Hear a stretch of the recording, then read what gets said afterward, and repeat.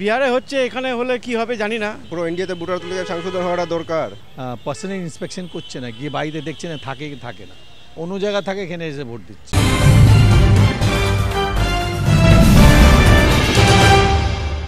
বিহারের মডেলে বাংলায়ও কি এসআইআর?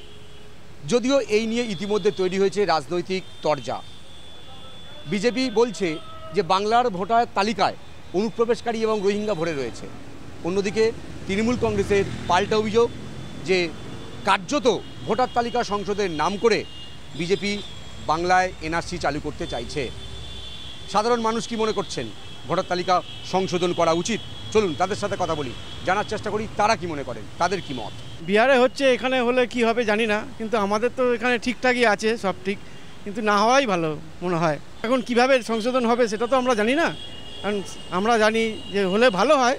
দেখুন কি হয়, এখন সরকার আছে, আমাদের যে মুখ্যমন্ত্রী তিনি দেখবেন এটা। না না, ভয় কিছু না, ভয় কিছু এনআরসি কিছু না, আমরা তো এখানকারই, আমাদের এনআরসি নিয়ে কি আছে, আমরা তো এখানেই জন্ম, এখানেই সব কিছু, ওতে ভয়ের কিছু নেই। যদি আবার গন্ডগোল হয় সেই জন্যই আর কি চাইছি না, যাতে গন্ডগোল না হয় এই জন্যই। পুরো ইন্ডিয়াতে ভোটার তালিকা সংশোধন হওয়াটা দরকার এটা সংশোধন হওয়াটা কেন দরকার? জেনুইন ভোটার দরকার না, গভর্নমেন্টের জেনুইন ভোটারের ভোট দেওয়াটাই দরকার। যেমন আসামে হচ্ছে, বিজেপি শাসিত অঞ্চলে হচ্ছে, এখানে হওয়া উচিত। করতে দেবো না তো বললে হবে না কি? 26-এ ভোট তৃণমূলে থাকবে না, তখন তো সবই ঠিক হয়ে যাবে। আজকে আপনি একটা চিন্তা করুন, এখানের লোক আমরা, কলকাতার লোক, আসামের লোক আমরা, বাইরে থেকে লোক এসে একটা লোকের ভ্যাকেন্সি নিচ্ছে, একটা হসপিটালের, দেখুন একটা হসপিটালে সীমিত সিট থাকে, ওরা অত দখল করে নিচ্ছে।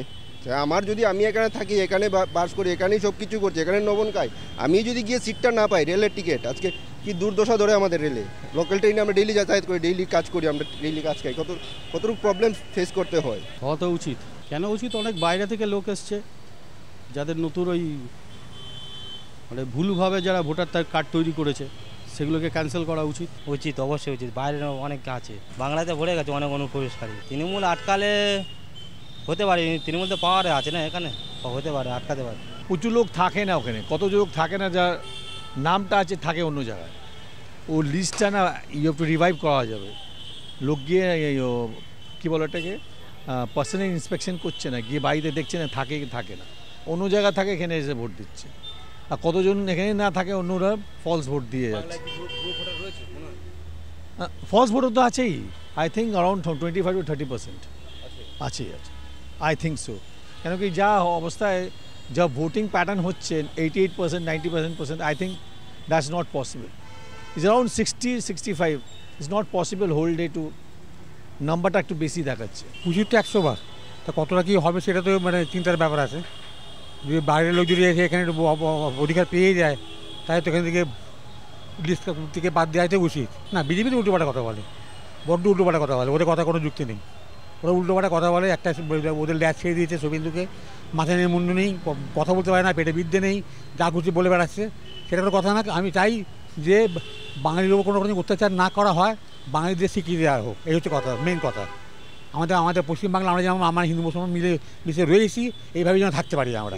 তবে বেশিরভাগ সাধারণ মানুষ কিন্তু মনে করেন যে বাংলায়ও বিহারের মতো ভোটার তালিকা সংশোধন হওয়া উচিত, কারণ এই ভোটার তালিকায় অনেক বেশি জল থাকলেও থাকতে পারে। ক্যামেরায় রবি দত্তের সঙ্গে বিশ্বজিৎ হালদার, ওঙ্কার বাংলা।